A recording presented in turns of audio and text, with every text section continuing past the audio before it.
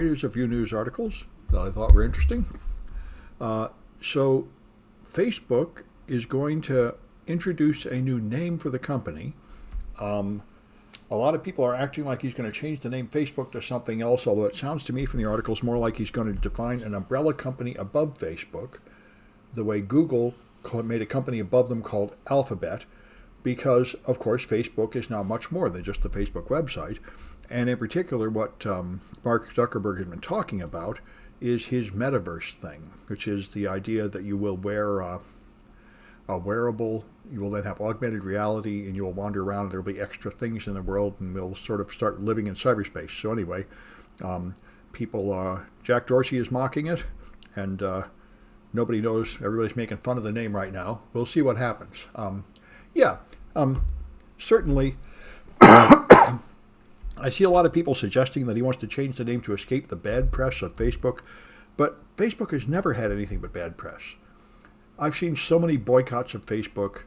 Everybody's always been mad at Facebook for 10 years.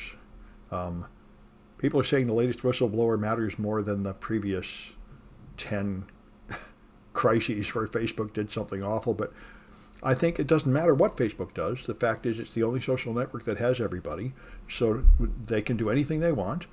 And everybody will boycott it for a week, and then they'll just come back because that's where their friends and family are.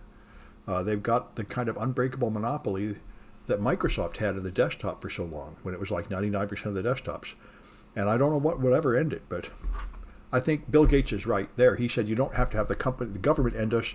Sooner or later, the technology will change, and we won't be able to keep up. And I imagine that will happen to Facebook too. Something else like TikTok will just take off. And I've heard that young people don't use Facebook. It's only the older generation using it. So anyway, but he's going to have some kind of a virtual reality thing and a name change coming. Yeah, I've got one, but I don't use it. I just made it to check out the security a long time ago, like LinkedIn. Anyway, VirusTotal is adding sysinternals to the sandbox. So you can get sysinternals events, and you can download the event log from the sandbox. So they'll be throwing this in the incident response class. I think this is very nice.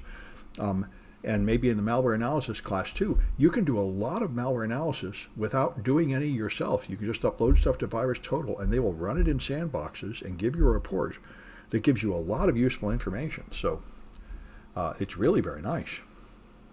Anyway, and apparently they've added even more to it. So we'll see how that turns out.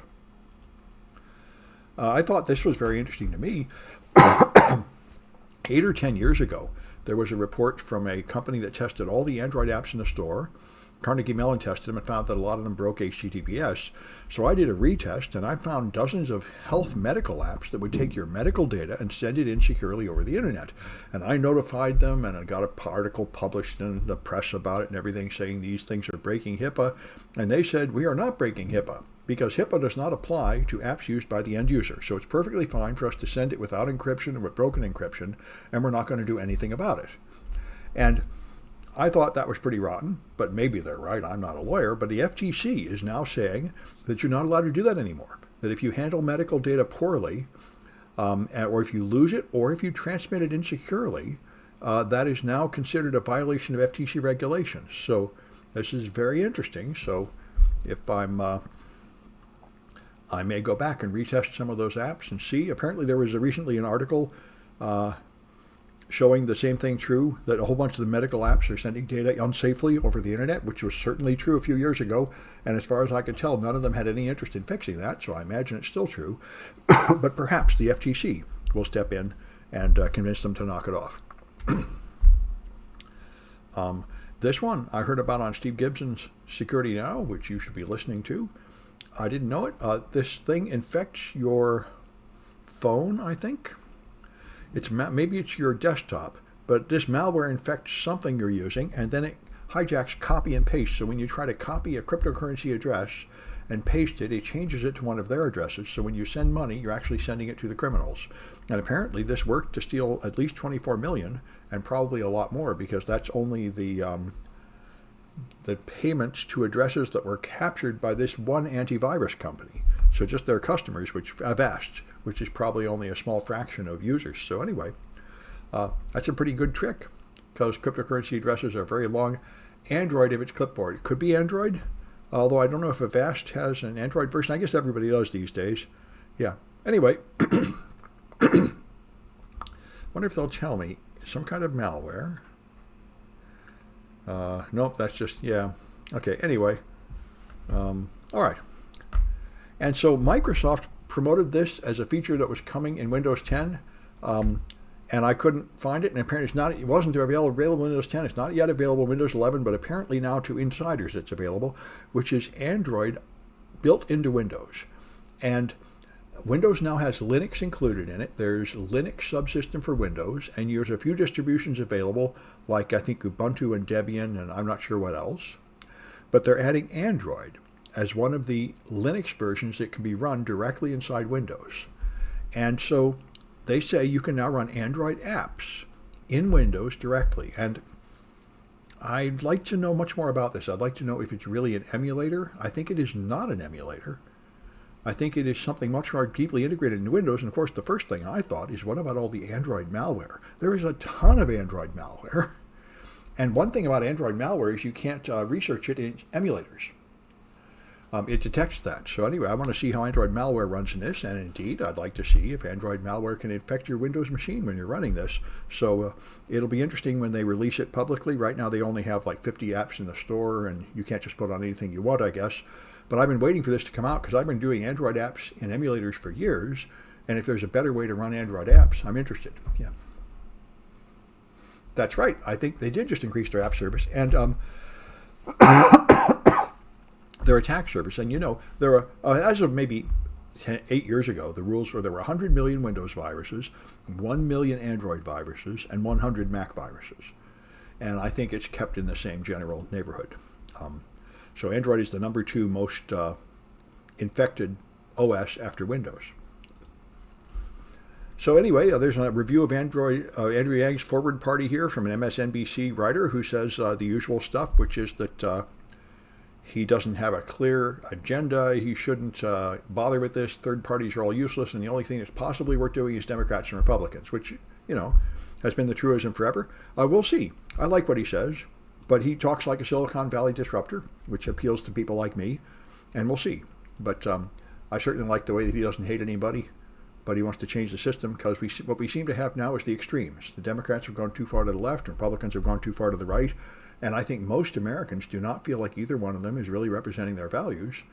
And instead of just starting a third party with an agenda to replace them, what he did is try to understand why this happened and try to change the system to promote people in the middle more, which seems to me like a much more logical solution.